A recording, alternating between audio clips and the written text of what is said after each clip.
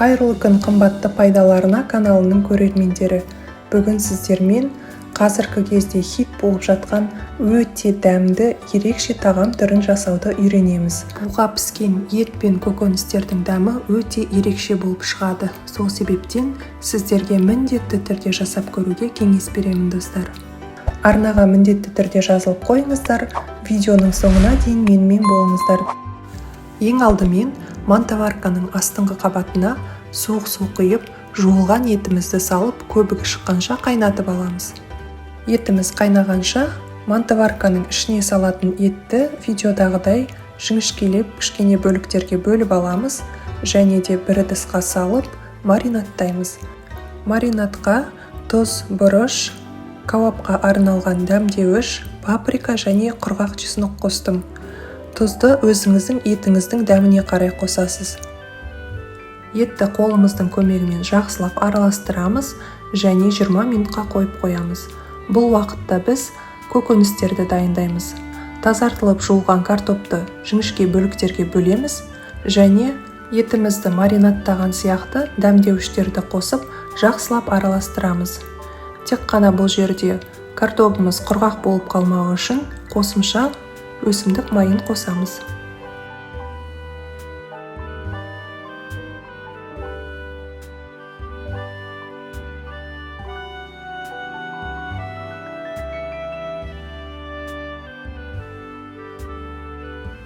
Тазаланған пиязды екіге бөлеміз және жіңішкелеп тураймыз. Қасына тәтті бұрышты, сәбізді және де қызанақты қосамыз. Көкөністерді өзіңіздің қалауыңызға қарай әртүрлі формаға келтіріп турауға болады.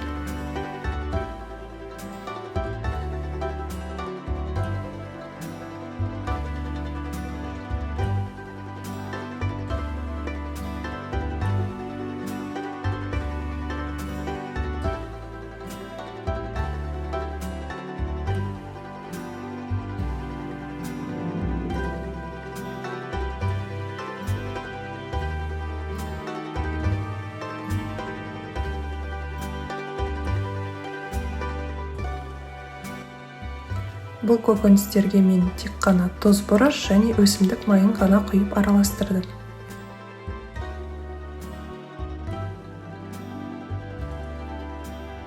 Астыңғы қабатына мен жылқының сүрленген қабырғаларын салдым. Көбігінен өте жақсылап тазартып аламыз.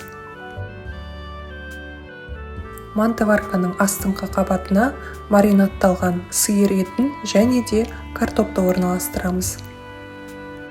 Етті тығыздап, бір қабат етіп орналастырамыз, картопты бірнеше қабат етіп орналастыруға болады.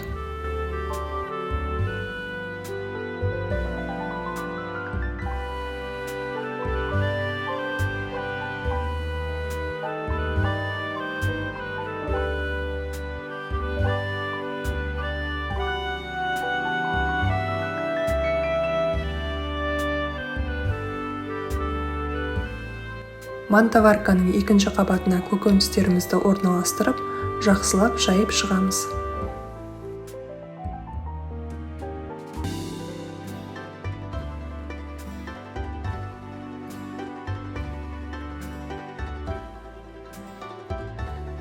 Және мантоварканың соңғы қабатына сорпада пісіру үшін қатырылған тұшпараны орналастырдым.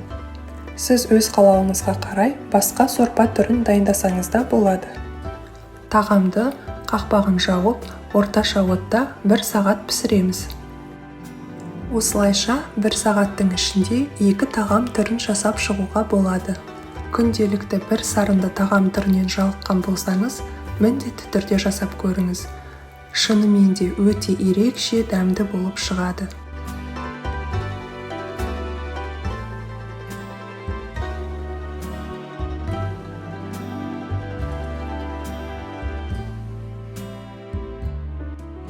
Мен еттің сорпасына тек тұшпараны салдым, сол себепті жылқының етін де турап, астауға орналастырдым. Жылқының сүрленген қабырғалары өте дәмді болды және тағамға ерекше рең беріп тұрды.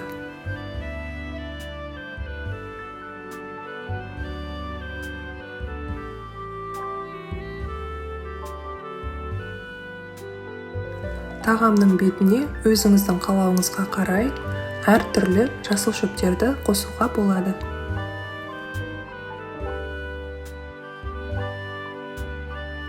Мантываркада буға піскен тұшпарамыз бір-біріне жабыспайтын, езілмейтін өте ерекше дәмді болып шығады. Осымен біздің 2 түрлі тағамымыз дайын. Астарыңыз дәмді болсын. Назарларыңызға көп рахмет, достар.